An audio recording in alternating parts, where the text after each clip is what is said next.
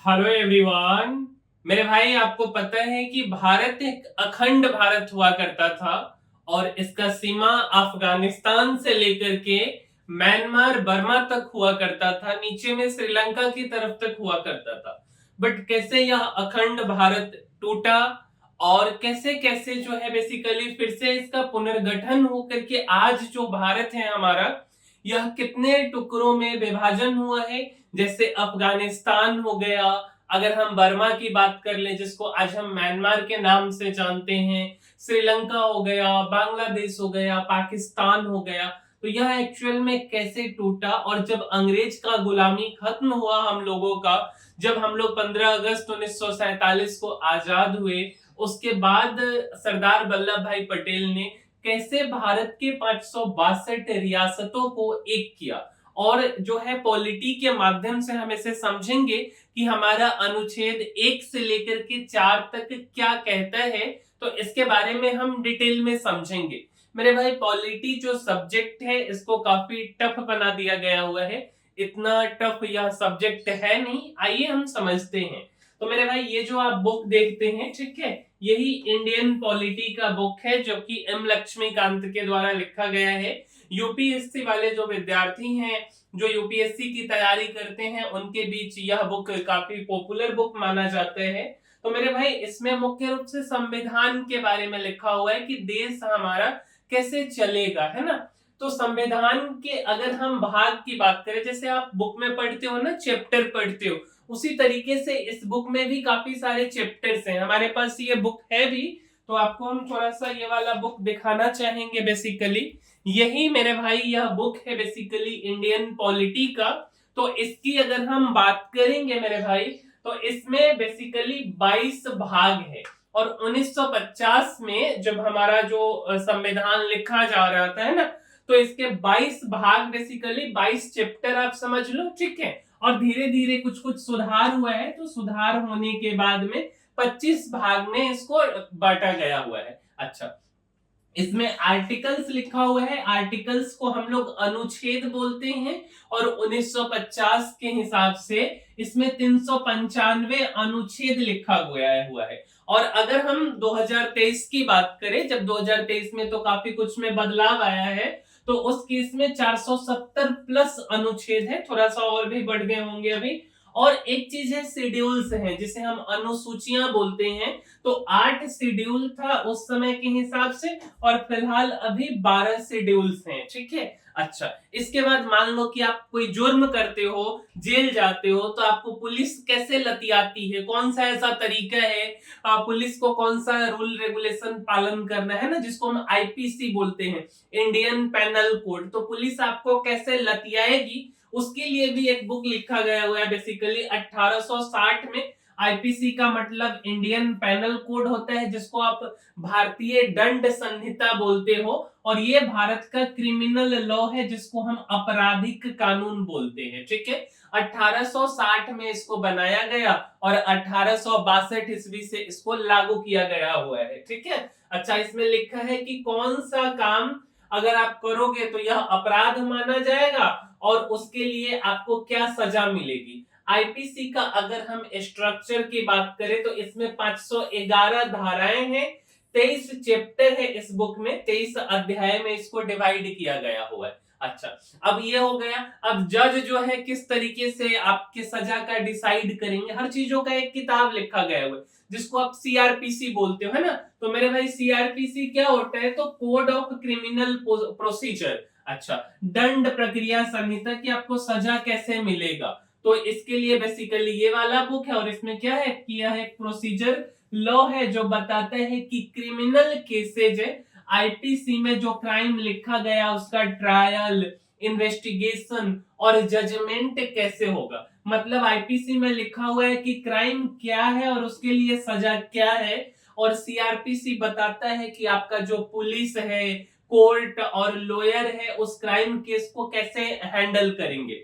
अब हम आते हैं, आज हम 4 अनुच्छेद के बारे में बात करेंगे। सबसे पहला भाग को अगर आप देखिएगा मेरे भाई, तो Bharat union and it's territory से रिलेटेड जो है कि बातें लिखा हुआ है। हम इस वीडियो में अनुच्छेद 1 से 4 तक की चर्चा करने वाले हैं। तो सबसे पहला बात आता है कि हमारा जो अनुच्छेद 1 है इसमें क्या क्या लिखा गया हुआ, कुछ तो लिखा गया हुआ होगा ना। तो अनुच्छेद 1 में लिखा गया है संघ और संघ का नाम और उसका जो क्षेत्र है। अब थोड़ा सा हम इसको आगे बढ़ाने से पहले हम आपको एक चीज बताना चाहेंगे जो कि हमारे देश और दुनिया में चलता है। मेरे भाई तीन तरीके का जो है, तीन तरीके से किसी देश का गठन किया गया हुआ है। एक होता है आपका यूनियन जिसमें हम लोग आते हैं, एक होता है फेडरेशन और एक होता है कन्फेडरेशन। ठीक है मेरे भाई, फेडरेशन नहीं फेडरल। तो कन्फेडरेशन को बोलते हैं परिसंघीय और फेडरल जो होता है इसको बोला जाता है संघीय और यूनियन को बोला जाता है संघ। अब जो कन्फेडरेशन है इसको आप एग्जांपल से अगर समझेंगे मेरे भाई, तो जैसे आप इसको ऐसे समझो, अगर किसी देश को बनाया गया हुआ है और देश को मान लो कि यह जो ईंट है ना यह उस देश का राज्य है, दूसरा राज्य, तीसरा राज्य, इसी तरीके से 50 राज्य है। ठीक है, तो ये ईंट को जोड़ करके बनाया गया है, एक ईंट को हम एक राज्य मानते हैं। अब इस ईंट को कोई भी आएगा इधर से निकाल के लेकर के चला जाएगा। अब इसको निकाल के लेके चला जाएगा तो हम बोल सकते हैं कि ये तो भाई पूरा का पूरा भगरा जाएगा, पूरा ईंटा गिर जाएगा। अब पूरा ईंटा गिर गया तो हम इसको बोलेंगे कन्फेडरेशन। मतलब अगर किसी देश में, दुनिया के किसी भी देश में कन्फेडरेशन वाला सिस्टम है, परिसंघीय सिस्टम है, तो वह देश बहुत कमजोर है, कभी भी उसको तोड़ा जा सकता है। और आज के डेट में दुनिया में ऐसा कोई देश नहीं है जो कन्फेडरेशन सिस्टम परिसंघीय स्ट्रक्चर पर चल रहा है। अच्छा, दूसरा तरीके का जो देश है वह फेडरल है। फेडरल को संघीय बोला जाता है। अब ये जो ईंटा था ना इसको मिस्त्री आया और मिस्त्री बोले तो जो संविधान बनाने वाला है जो भी, वो क्या किया ना, इस ईंटा को सीमेंट लगा लगा करके जोड़ दिया। अभी थोड़ा सा मजबूत हो गया हुआ है। जैसे अगर अभी आप अमेरिका की बात करोगे ना तो अमेरिका में 51 राज्य है। अब 51 गो राज्य है तो हर राज्य का झंडा अलग है, हर राज्य का संविधान अलग है, अपना रूल एंड रेगुलेशन एक है। देखो करेंसी एक है पूरे अमेरिका का, मतलब कि डॉलर चलेगा, लेकिन राज्य का जो राज्य प्रक्रिया है, जो राज्य तंत्र है, दंड प्रक्रिया है, वह अलग है। अच्छा, नागरिकता अगर वहां रहने का लेना है तो हर राज्य का अलग नागरिकता है, इसलिए उसको यूनाइटेड स्टेट्स ऑफ अमेरिका बोला जाता है। मींस राज्य को मिला करके और फिर उसको संघ बनाया गया, वह एक देश बनाया गया। इसमें राज्य थोड़ा थोड़ा सा शक्ति अपना जो है देश को दे देता है, लेकिन इसको भी तोड़ा जा सकता है। थोड़ा हथौड़ी उथौड़ी मारिएगा तो ये दीवार टूट जाएगा।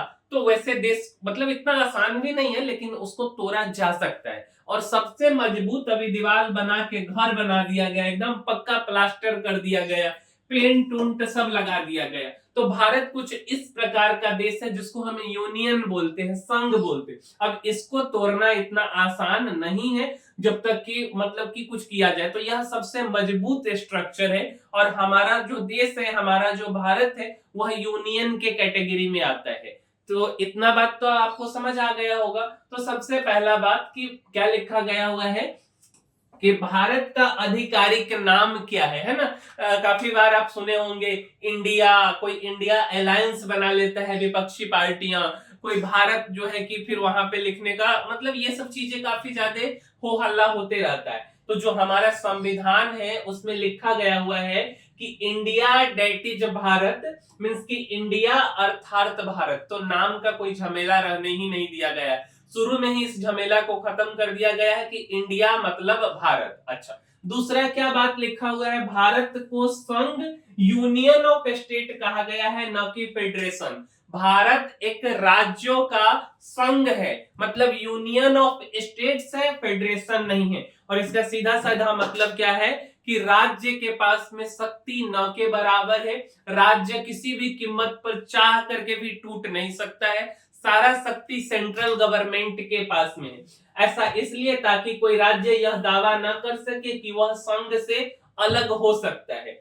राज्य को पहली अनुसूची, अच्छा अब इसमें एक और चीज रखा गया हुआ है कि मान करके चलो ना कि जो राज्य है, राज्य को पहली अनुसूची, इसका क्या मतलब हुआ, जैसे कि हमने अभी आपको पीछे क्या बताया था, अगर आप ध्यान से देखोगे तो हमने आपको बताया था कि 8 शेड्यूल है और अभी 12 शेड्यूल है। तो हमने आपको यह बताया कि जो अनुसूची है, अब मान लो ना कि इस बात को कैसे डिसाइड किया जाए कि भारत का मतलब कौन सा राज्य, कोई राज्य हो सकता है कि सीमावर्ती राज्य का है कि नहीं, है तो भारत का है ही नहीं।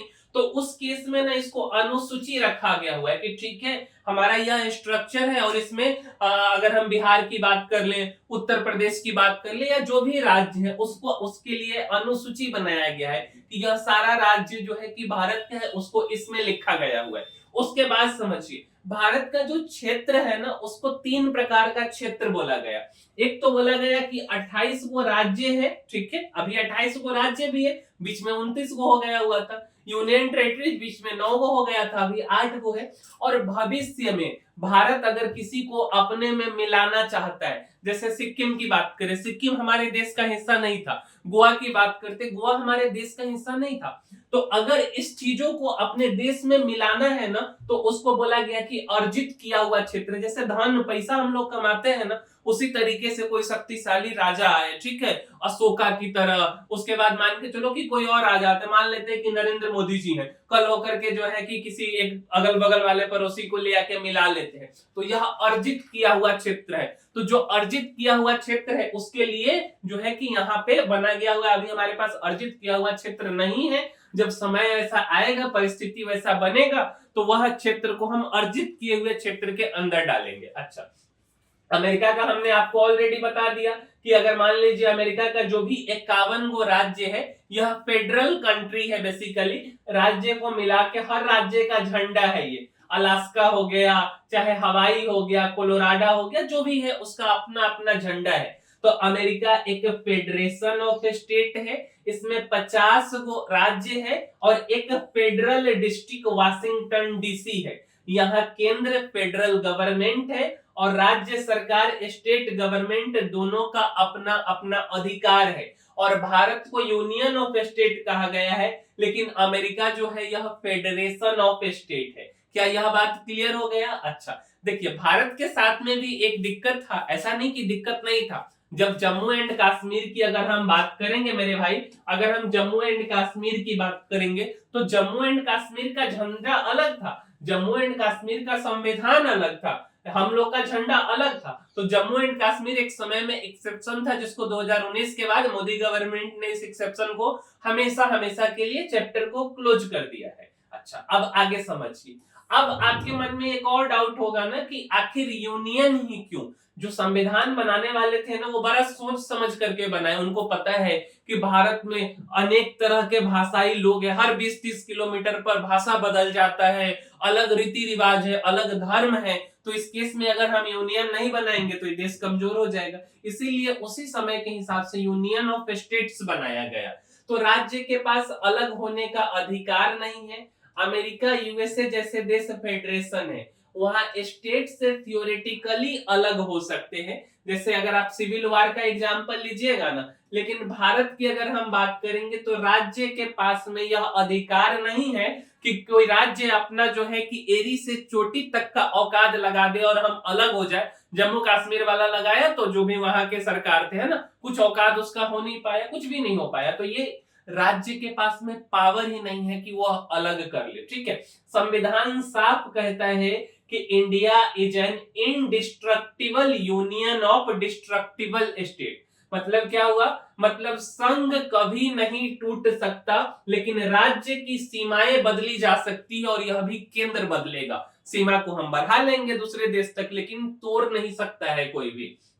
अच्छा, संसद जो भवन है, यहाँ पे जो सांसद लोग हैं उसके पास बहुत ज्यादा शक्ति है। अगर भारत फेडरेशन होता तो हर राज्य की सहमति जरूरी होती बाउंड्री चेंज करने के लिए, लेकिन भारत में जो संसद है यूनियन, किसी भी राज्य का नाम बदल सकता है, उस राज्य का सीमा बदल देगा, नया राज्य मन होगा तो बना देगा, है ना, बनाए ना तेलंगाना नया राज्य, दो राज्य को मिला भी सकता है। बस राष्ट्रपति जो है कंसर्न राज्य से राय ओपिनियन लेते हैं, लेकिन राष्ट्रपति चाहे या न चाहे कोई लेना देना नहीं है। सिंपल भाषा में किसी भी घर में जो एक फूफा जी का रोल होता है कि वह चाहे न चाहे, नाराज हो जाए, गुस्सा हो जाए, उससे किसी को कोई लेना देना नहीं है। तो उसी तरीके से भारत के अंदर राष्ट्रपति का रोल है, जैसे एक परिवार में फूफा जी का रोल होता है। इससे ज्यादा राष्ट्रपति का कोई रोल नहीं है कि उनको बता दिया जाता है कि भाई हम इस काम को करने जा रहे हैं, लेकिन इस बात का यह अर्थ बिल्कुल नहीं है कि यह जो है, आप अगर मान के चलिए कि नहीं कह दे राष्ट्रपति, तो ऐसा नहीं कि भारत सरकार नहीं करेगी, हर हाल में करेगी। राष्ट्रपति नो आज तक कहे नहीं है, नो कह देंगे तो उनके ऊपर महाभियोग लग जाएगा, समझे? तो ये अलग चीज है, उसके बारे में हम डिस्कस करेंगे। अच्छा, आगे समझिए। भारत की एकता और अखंडता पर जोर दिया गया है। संविधान सभा ने यूनियन शब्द जानबूझकर चुना। Doctor B R Ambedkar ji का कहना था कि India is not a result of an agreement between states and no state has the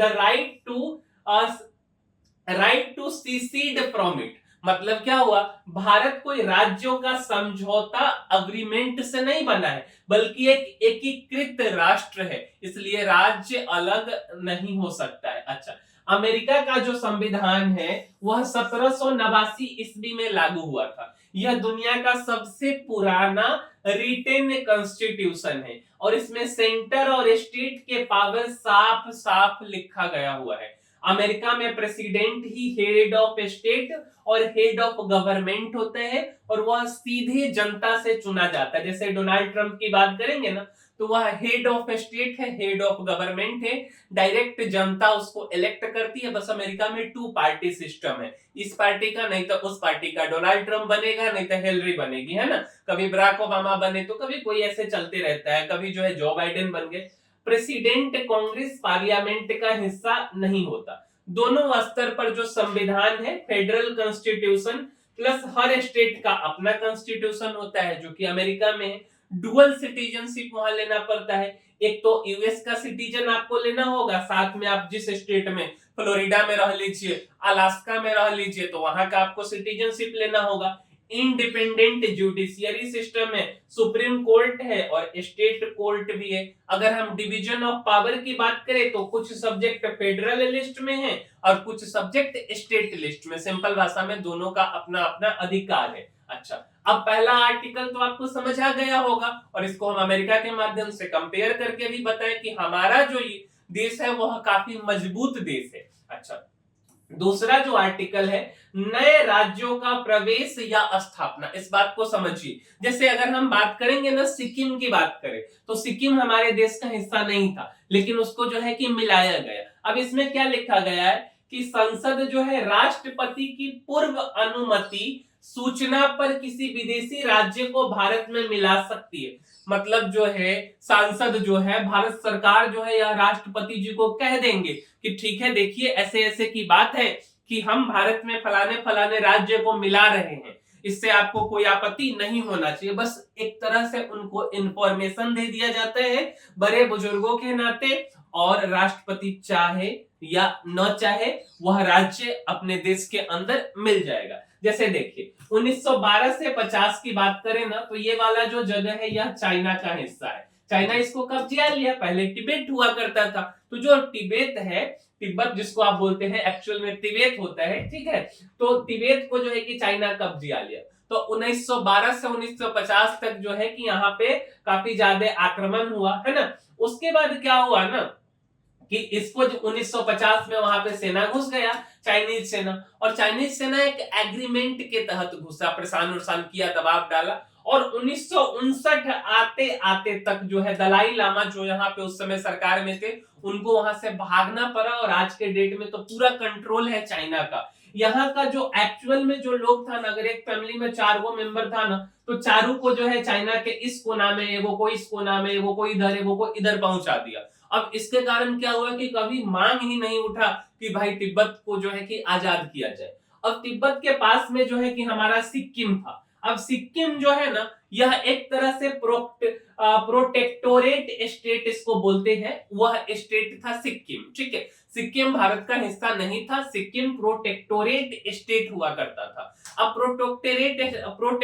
इसको क्या बोलते हैं, प्रोटेक्टोरेट स्टेट किसको बोलते हैं मेरे भाई, तो इस स्टेट को बोला जाता है जो भारत सरकार से, मतलब उस समय जो अंग्रेज की सरकार थी वह एक तरह से अपना सेना हो गया उसके रक्षा का काम करती थी, लेकिन अपने आप में वह एक इंडिपेंडेंट स्टेट था। अब जो है कि तिब्बत जब कब्जा लिया 1950 में, 1959 तक पूरा सफाचट कर दिया, तो उसके बाद भारत सरकार जो है कि सोची कि भाई देखो यह तो सीमा वाला इलाका है, हिमालयी क्षेत्र है ना, तो हिमालयी क्षेत्र है तो यह फिर गड़बड़ कर देगा, तो फिर इसको अपने देश में मिलाया गया। उसका भी एक प्रक्रिया है। 16 मई 1975 को सिक्किम को आधिकारिक रूप से भारत का 22वां राज्य बनाया गया। कौन सा राज्य, 22वां राज्य। लेकिन यह ऐसे ही नहीं बन गया, पहले जो सिक्किम था वह ऐसा नहीं कि मिलना चाहता था, यहां भी प्रॉब्लम था। वहां का जो जनता था वह चाहता था कि चलो देखो हमारे बगल में जो है कि चाइना क्या किया, 3-4 गो, मतलब एक परिवार में 4 गो लोग हैं, पड़ोसी है इसका तिब्बत, तो चारों को 4 जगह भेज दिया, तो हमको भी मार पीट करके कहीं कहीं भेज देगा। अब भेज देगा तो फिर दिक्कत हो जाएगा, तो उससे अच्छा है कि हम भारत में मिल जाते हैं। तो फिर महाभियोग आया। अब जो है बेसिकली महाभियोग, सॉरी, ये अनुच्छेद जो है ना 61 के तहत अगर राष्ट्रपति चाहते कि सिक्किम को नहीं हम भारत में नहीं मिलाएंगे, तो उस केस में जो है महाभियोग आ जाता है। यह अनुच्छेद 61 है जो कि हम किसी दूसरे वीडियो में बताएंगे। तो सबसे पहले सिक्किम को मिलाने के लिए 35वां संशोधन द्वारा भारतीय संविधान आर्टिकल 2A को जोड़ा गया। सिक्किम को ऐसे ही नहीं मिला लिया गया, 35वां संशोधन हुआ था हमारे इसमें, और उसके बाद संविधान के आर्टिकल 2A को जोड़ा गया, और इसमें बोला गया कि सिक्किम को भारत का एसोसिएट स्टेट, मतलब सह राज्य घोषित किया गया। अब इसका क्या मतलब हुआ, इसका मतलब हुआ कि सिक्किम का अपना विधानसभा हो जाएगा, लेकिन भारत के साथ उसका खास संवैधानिक रिश्ता रहेगा। भारत संसद में सिक्किम को सीमित प्रतिनिधित्व मिलेगा। फिर बाद में क्या हुआ कि इतना से वहां के जनता में विद्रोह हो गया, बोला कि नहीं हम तो भारत में मिलेंगे, तो भारतीय संसद ने 36वां संविधान संशोधन पारित किया और सिक्किम को भारत में मिला लिया गया। तो अनुच्छेद पहला क्या है, तो पहला हमने आपको समझा दिया कि भारत एक यूनियन ऑफ स्टेट्स है, काफी सारा पावर है संसद के पास में। अनुच्छेद दूसरा क्या है कि हम अपने सीमा को बढ़ा सकते हैं, मतलब अगल बगल का कोई देश है जो परेशान है, पीड़ित है, मान लीजिए कि कल होकर के बलूचिस्तान है पाकिस्तान, वह मिलना चाहे, कल होकर नेपाल चाहे ओली सरकार से तंग आकर के कि भाई हम इंडिया में मिलना चाहते हैं, तो भारत सरकार मिला लेगी, कोई दिक्कत नहीं है। यह अनुच्छेद दूसरा कहता है। अब बात आता है अनुच्छेद तीसरा। अब तो मिला ही लिए हैं, तो राज्य का निर्माण और अपने क्षेत्रफल में हम परिवर्तन कर सकते हैं।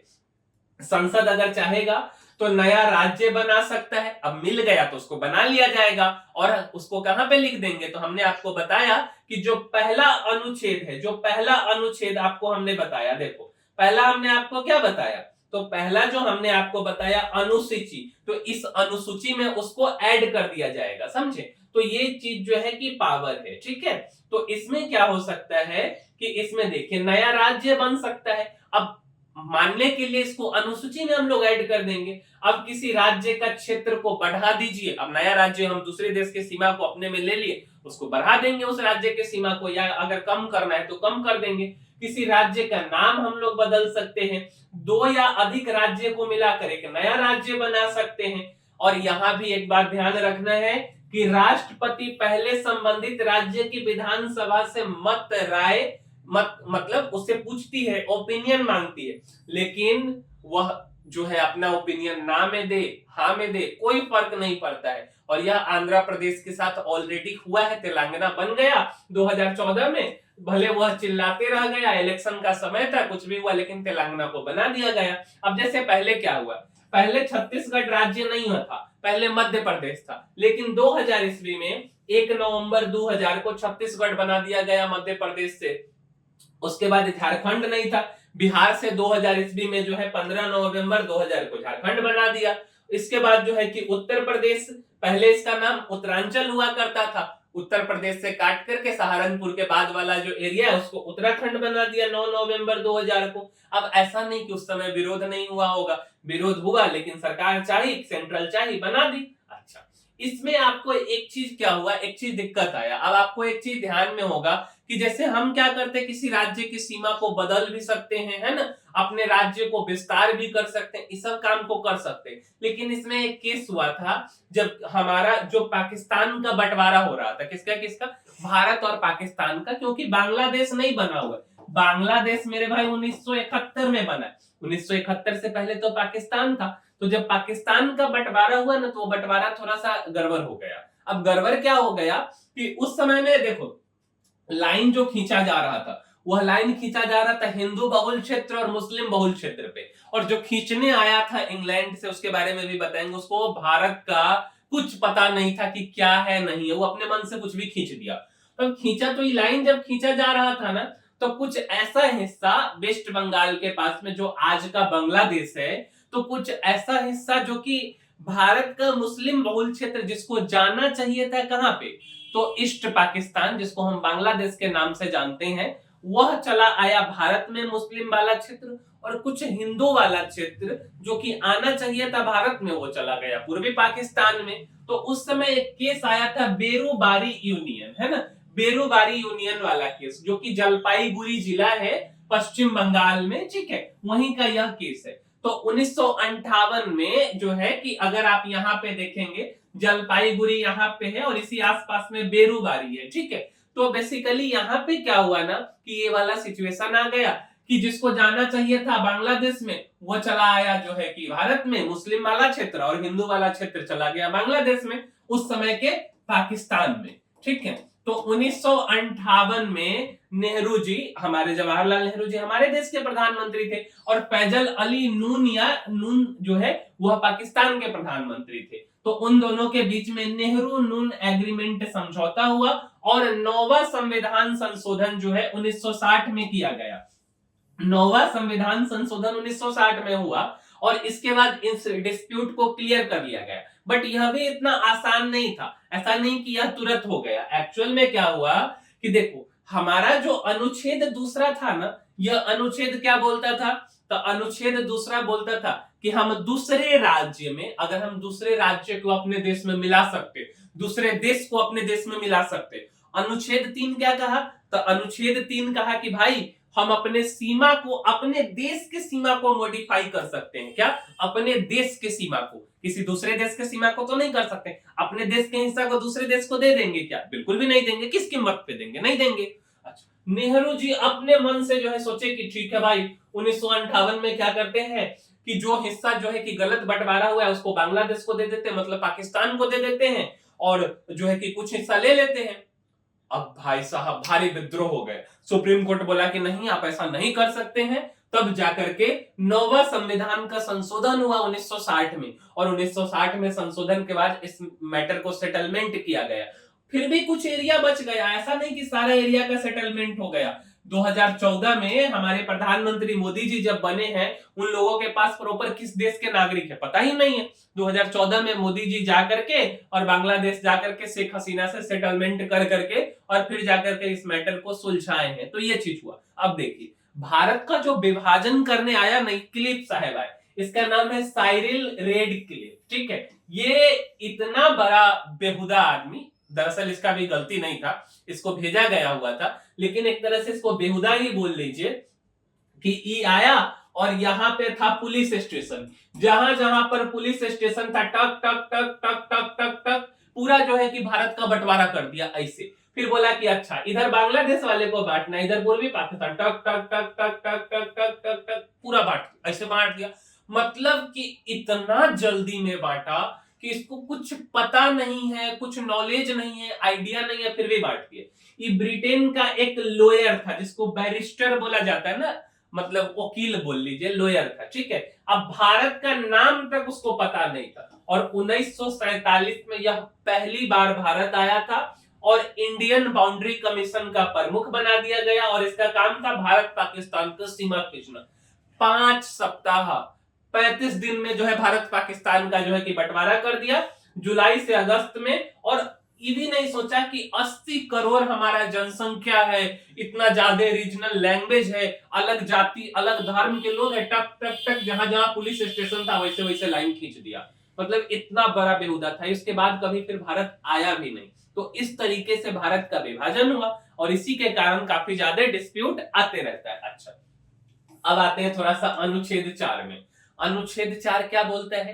तो पहला जो है कि भारत एक संघ है, दूसरा किसी देश को मिला लीजिए, तीसरा उसके सीमा को परिवर्तित कर दीजिए, है ना। और अनुच्छेद 4 बोलता है कि अनुच्छेद 2 और 3 के अंतर्गत जो बने कानून है उसके लिए बोला गया है कि अगर संसद किसी राज्य का नाम, सीमा, क्षेत्र बदलती है तो उसके लिए संविधान संशोधन अमेंडमेंट आर्टिकल 368 की आवश्यकता नहीं है। मतलब क्या हुआ कि संसद जब चाहे किसी राज्य का नाम बदल सकती है, उसका सीमा बदल सकती है और इसके लिए संविधान में कुछ भी बदलाव करने का जरूरत नहीं है। आर्टिकल 368 में कोई भी चेंजिंग जो है वह नहीं होगा, फिर भी यह सारा काम संसद कर सकता है। बस उसको क्या चाहिए? 50% मेजोरिटी चाहिए। भैया जब सरकार में कोई है तो 50% से थोड़ा सा ज्यादा रहेगा, तभी जाके वह सरकार में बैठेगी, तभी वह प्रधानमंत्री रहेगी।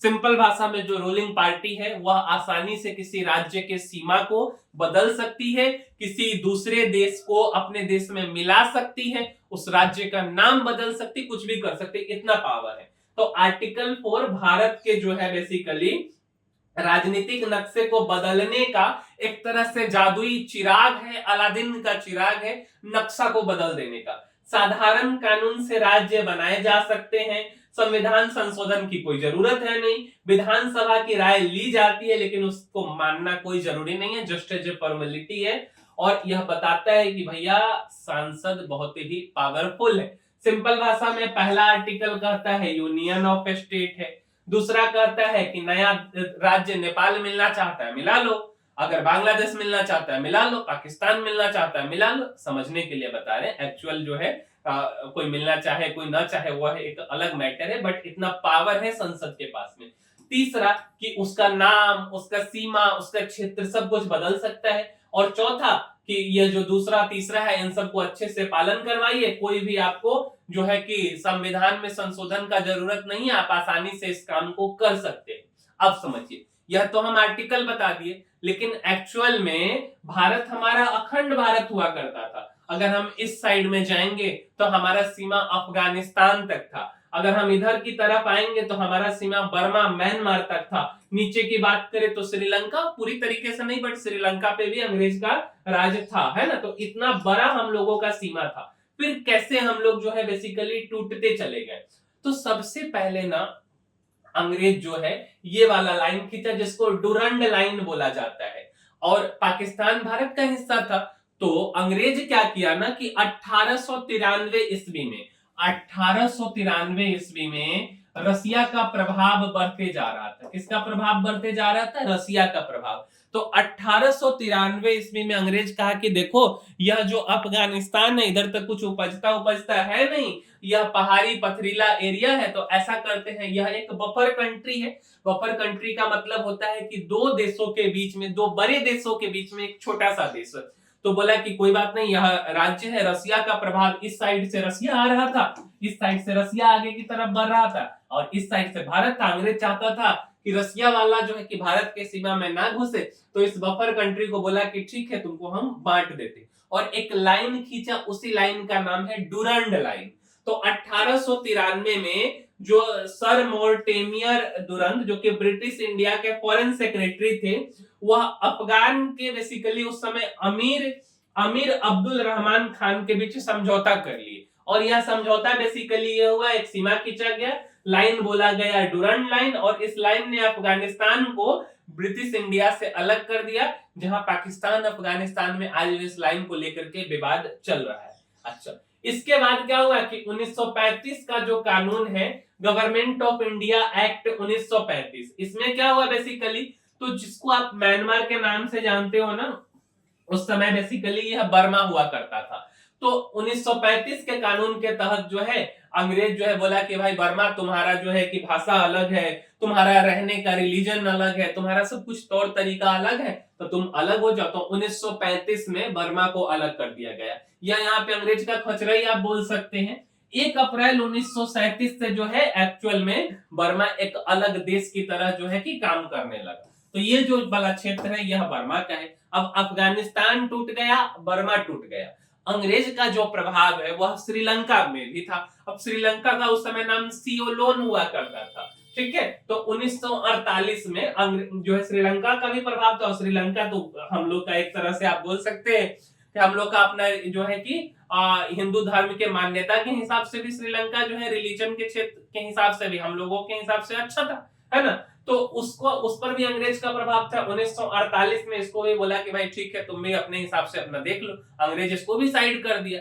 अब जो है ना कि भारत का बहुत बड़ा हिस्सा जो है, ये जो वाला हिस्सा है पाकिस्तान वाला हिस्सा, ये वाला हिस्सा का 1947 में कांड हो गया।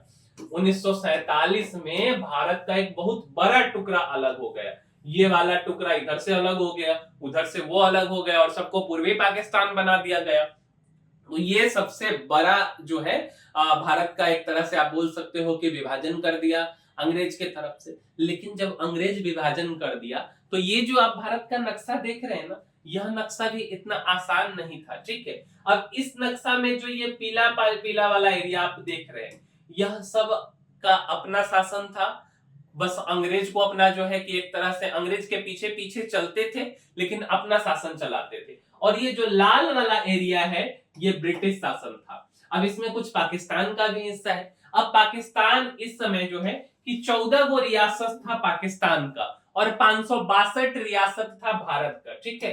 562, जिसको आप प्रिंसली स्टेट बोलते हैं। अंग्रेज अब इसको बोलता है कि देखो तुमको भारत में मिलना है, भारत में मिल जाओ, पाकिस्तान में मिलना है, पाकिस्तान में मिल जाओ, अगर तुमको स्वतंत्र रहना है तो तुम स्वतंत्र अपना राज्य बना लो, अपना देश बना लो। तो ये जो 14 गो रियासत था यह पाकिस्तान में मिल गया, ठीक है। तो इसका बात करने का कोई फायदा है नहीं।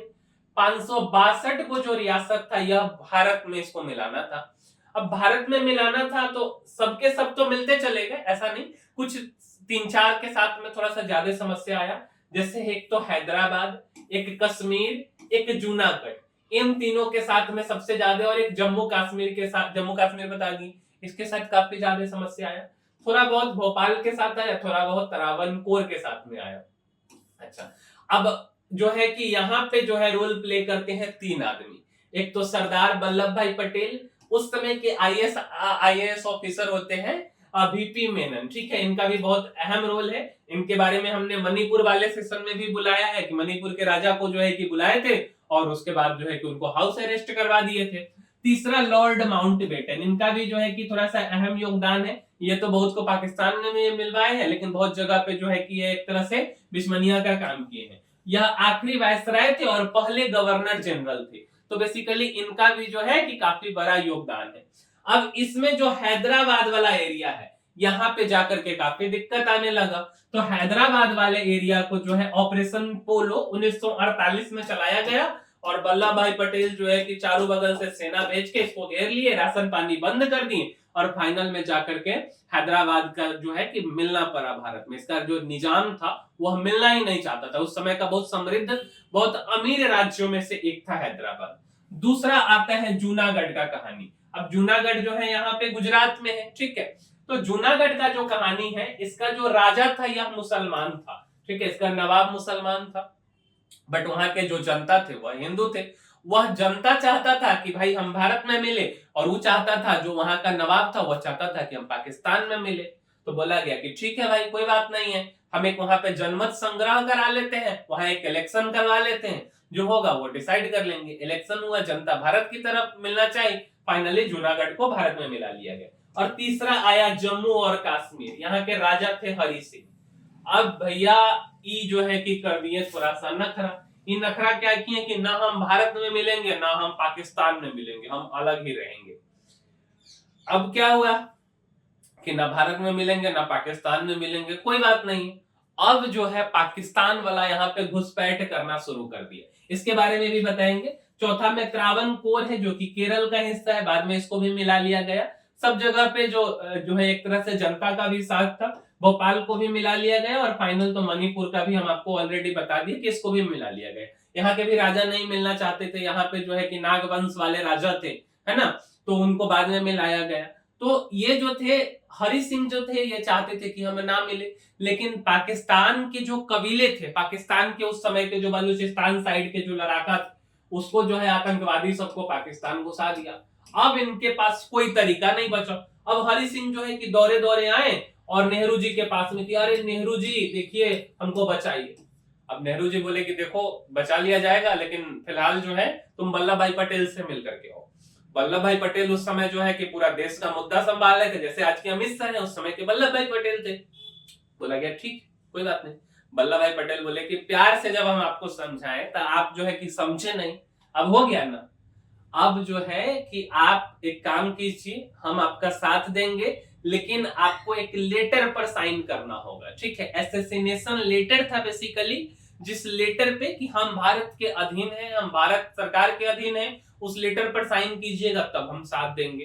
तो इस लेटर पर फाइनली साइन किए बस वल्लभ भाई पटेल जो है कि भेज दिए वहां पे अपना सैनिक। उस समय हम लोग उतना ज्यादा मजबूत भी नहीं थे, लेकिन हमारी सैनिक इतनी बहादुरी से लड़ी कि फाइनली जो है कि उसको पीछे धकेल दिया गया, और पीछे धकेलने के बाद जो है कि जम्मू कश्मीर भारत का हिस्सा बना। तो इस तरीके से ये चीज हुआ है। अच्छा, इतना हो गया, लेकिन इसके बाद भी पेट नहीं भरा। इसके बाद बाबू 26 जनवरी 1950 को हमारा जो संविधान लागू हुआ ना, उसमें जो अब राज्य हमारा सारा एक भारत, ये जो नक्शा देख रहे हो ये तो बन गया, लेकिन इसको अलग तरीके से 4 कैटेगरी में बांट दिया गया।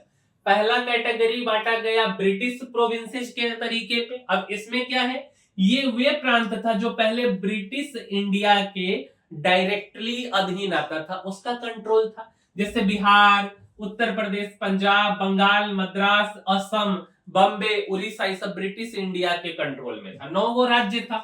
इन 9 राज्य को एक कैटेगरी में बांट दिया गया। अभी अलग झंझट। उसके बाद पार्ट बी, जिसको प्रिंसली स्टेट बोला जाता है।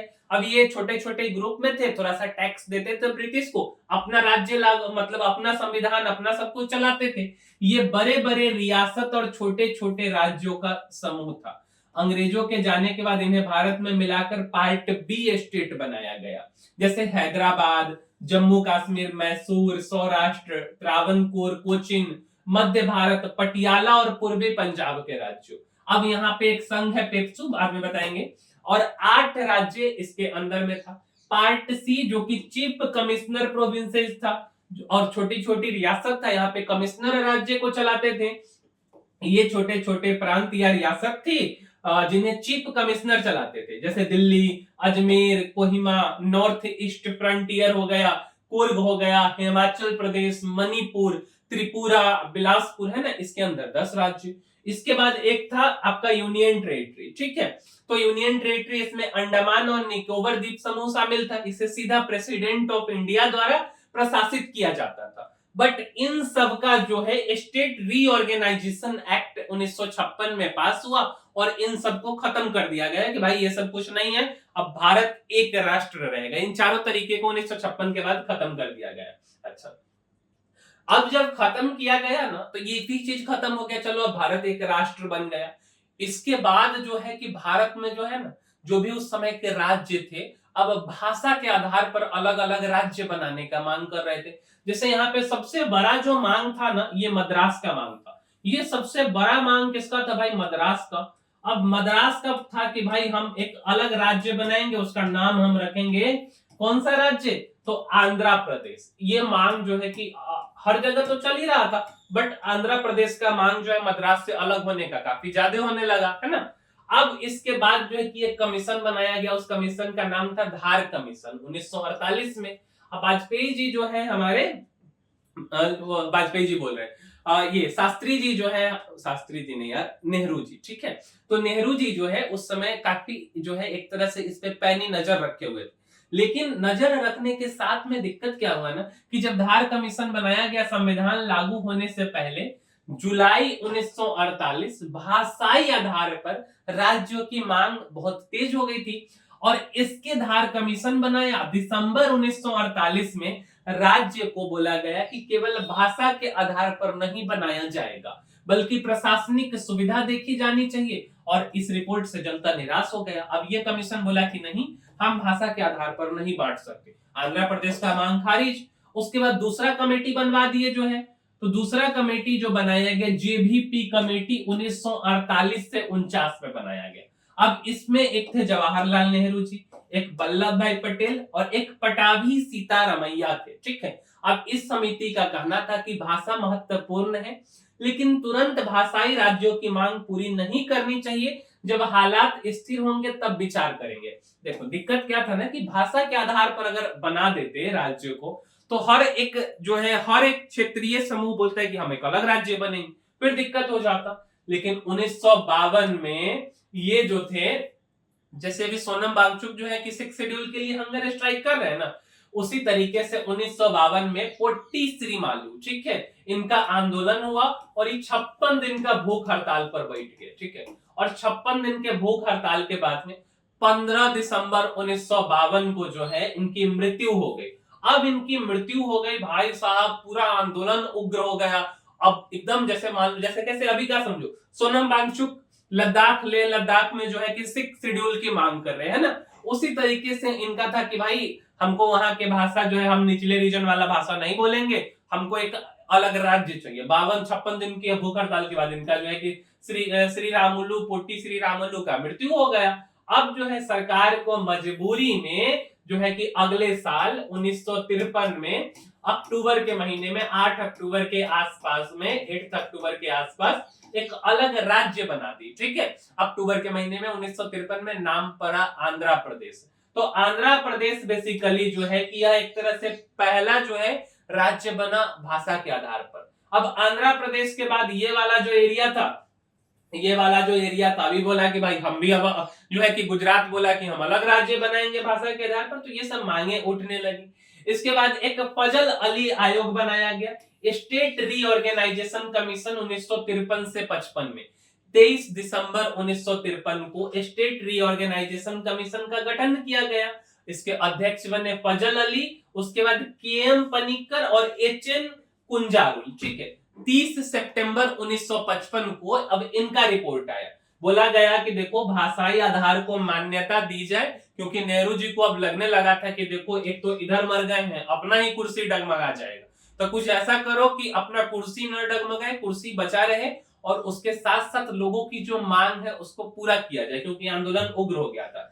पर प्रशासनिक, आर्थिक, सांस्कृतिक और भौगोलिक सुविधा भी देखी जाए। इसी रिपोर्ट के आधार पर स्टेट रीऑर्गेनाइजेशन एक्ट 1956 लागू हुआ।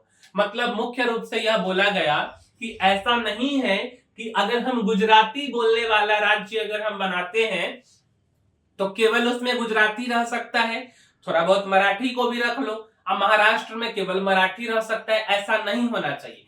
ठीक है, आपकी मांग जायज है कि हम बना देते हैं, लेकिन ध्यान रहे कि अगर हम भाषाई आधार पर किसी राज्य को बनाए हैं तो ऐसा नहीं कि केवल उसी राज्य के लोग रहेंगे, अलग अलग राज्य के लोग, अलग अलग धर्म के लोग, अलग अलग संस्कृति के लोग उस राज्य में रह सकते हैं। खास करके ये देखने को मिलता है, अगर आप साउथ इंडिया जाएंगे, कर्नाटका वाले ये सब दिक्कत करते हैं बिहार यूपी वाले लोगों के साथ में, महाराष्ट्र वाले लोग कभी कभी करते हैं। आप ग्राउंड में क्या रियलिटी है वो पता नहीं, बट एक्चुअल में आप न्यूज पे, मीडिया पे देखेंगे तो ये चीज आपको सुनने को मिल जाएगा। इसके बाद जो है ये सारा कुछ हो गया। अब ये जो 4 तरीके से जो हमारा बंटवारा था, इस बंटवारा को खत्म किया गया। तो एक अमेंडमेंट किया गया, 7th कॉन्स्टिट्यूशनल अमेंडमेंट एक्ट 1956 में पास किया गया, और इसमें बोला गया कि जो पार्ट ABCD का वर्गीकरण था कि कोई कमिश्नर चलाएगा, कोई यूटी चलाएगा, कोई राज्य चलाएगा, कोई प्रिंसली स्टेट चलाएगा, ये सारा कुछ को खत्म किया जाता है। संविधान में राज्यों को पुराना वर्गीकरण खत्म कर दिया गया, केवल 2 श्रेणी को रखा गया। एक बोला गया स्टेट हो सकता है और दूसरा बोला गया कि यूनियन टेरिटरीज हो सकता है। भाषाई राज्यों का गठन हुआ, उसके बाद हाई कोर्ट और संसद में रिप्रेजेंटेशन का पुनर्विवास हुआ। मतलब कि अगर यूटी है तो कहां पे हमको हाई कोर्ट बनाना है, वहां के लोगों का फैसला कौन करेगा, है ना। तो इन सब चीजों को भी ध्यान में रखा गया, और उसके बाद हमारे देश में 14 राज्य हो गए और 6 यूनियन टेरिटरीज हो गई। कुल मिलाकर के 1956 के बाद केवल हम लोग स्टेट और यूनियन टेरिटरीज मिलाकर के 20 प्रांत थे, एक तरह से बोल सकते हैं। अब एक जगह पे और दिक्कत आया, ये पंजाब वाला जो रीजन है इसमें थोड़ा सा दिक्कत आया। यहाँ पे एक अलग ही चीज चल रहा है, यहाँ पे चल रहा है पेप्सू। पेप्सू क्या है? तो Patiala and east Punjab states union. अब यहाँ पे क्या है कि 15 जुलाई 1948 को जो यहाँ पे जो पेप्सू है, इसमें पटियाला भी है, नाभा भी है, जिंद है, कपूरथला है, मालेर कोटला कलसिया है, फरीदकोट, नालागढ़, ये सब है। इन सबको मिलाकर एक संघ बनाया, उसका नाम पर गया पेप्सू। इसका राजधानी पटियाला रख दिया गया और यह पार्ट बी स्टेट है 1950 के हिसाब से। अब 1956 में जो है स्टेट रीऑर्गेनाइजेशन एक्ट पास हो गया। 1 नवंबर 1956 को यह जो एक्ट है state reorganization act part A B C D, इसको समाप्त किया गया और इसके तहत जो पेप्सू है Patiala and east Punjab states union, इसको भंग कर दिया गया और पंजाब राज्य में मिला दिया गया। मतलब 1956 से पेप्सू एक अलग राज्य नहीं रहा बल्कि पंजाब का हिस्सा बन गए। अब इसमें भी काफी सारा टुकड़ा हुआ, ऐसा नहीं, कुछ हिमाचल में चले गए, कुछ जो है दोनों राज्य, एक तो भाषा के आधार पर हरियाणा हिंदी भाषी था तो इधर हरियाणा बना दिया गया, पंजाबी को पंजाब दे दिया गया पंजाबी भाषी लोगों को, और हरियाणा और पंजाब जो है चंडीगढ़ का मांग करने लगा तो इसको यूटी बना दिया गया, है ना। तो 1966 में जो है पंजाब का पुनर्गठन हुआ और पंजाब में लंबे समय से पंजाबी भाषा, जो कि पंजाबी सभ्यता के आधार पर नया राज्य बनाने की मांग चल रही, और इसको लीड कौन कर रहे थे, तो शिरोमणि अकाली दल ने आंदोलन चलाया था पंजाबी सूबा मूवमेंट का, ठीक है। और इसके लिए केंद्र सरकार ने एक समिति बनाई, इस समिति का नाम था शाह कमीशन, जो कि 1966 में बनाया गया। और यहाँ इसकी क्या सिफारिश थी कि पंजाब के भाषा के आधार पर 2 हिस्सों में बांटा जाए, एक तो जो पंजाबी बोलते हैं उनको पंजाब दे दिया जाए और दूसरा जो हिंदी वाले भाषी हैं, जो नीचे वाले राज्य हैं, उसको हरियाणा दे दिया गया। चंडीगढ़ दोनों राज्य मांगने लगा तो इसको यूनियन टेरिटरी बना दिया गया और जो कुछ मतलब कुछ हिस्सा बचा उसको कांगड़ा में दे दिया गया। वही कांगड़ा जिसको जब जो है एक तरह से नेपाल के जो समय के गोरखा राजा हुआ करते थे वो कांगड़ा तक पहुंच गए थे, बाद में महाराजा रणजीत सिंह इसको खदेड़ करके भगा दिए थे। शिमला हो गया, कुल्लू आदि, ये सब जो है पंजाब का हिस्सा हुआ करता था, इन सबको हिमाचल प्रदेश में मिला दिया गया। अब समझिए कि भारत में बेसिकली पहले, अब धीरे धीरे सब कुछ बदलते गया, तो भारत में 29 राज्य हुआ करता था और 7 केंद्र शासित प्रदेश होता था।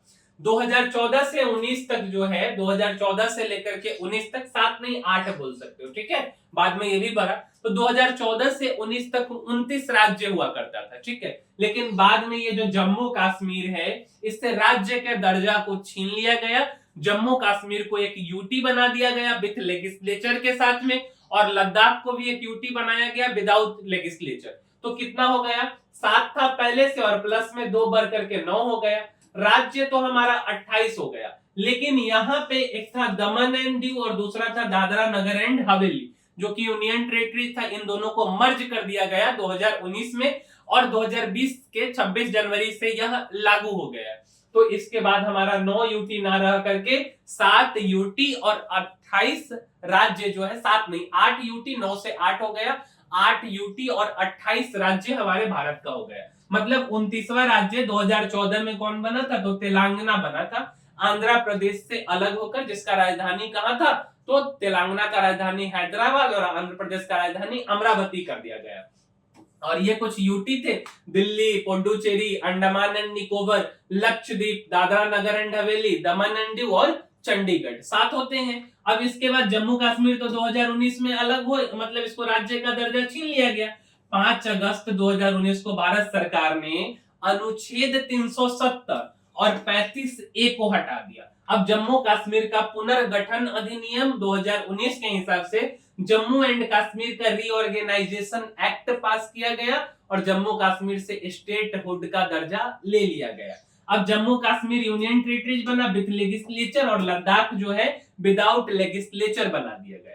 तो यही कहानी है मेरे भाई अखंड भारत की, कि कैसे कैसे हम लोगों ने, अफगानिस्तान हमारे देश से अलग हुआ है, म्यांमार अलग हुआ है, श्रीलंका अलग हुआ है, बांग्लादेश अलग हुआ है, पाकिस्तान अलग हुआ है, और किस तरीके से सरदार वल्लभ भाई पटेल, जिनको आयरन मैन ऑफ इंडिया कहा जाता है, वह भारत के 562 रियासत को एक करने का अहम भूमिका निभाए हैं। तो इस वीडियो में हमने आपको पूरा अनुच्छेद 1 से 4 तक और ओवरऑल स्ट्रक्चर को समझाने का कोशिश किया है।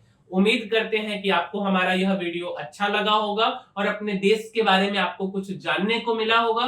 और अगर ऐसा है तो अपने देश के नाते इस वीडियो को एक लाइक जरूर कीजिएगा, साथ साथ अपने मित्रों के साथ शेयर कीजिए जिससे वह भी सीखें, जाने अपने देश के बारे में, और इस चैनल को सब्सक्राइब कीजिए। मिलेंगे हम किसी अगले वीडियो में। इस वीडियो में इतना ही, तब तक के लिए धन्यवाद।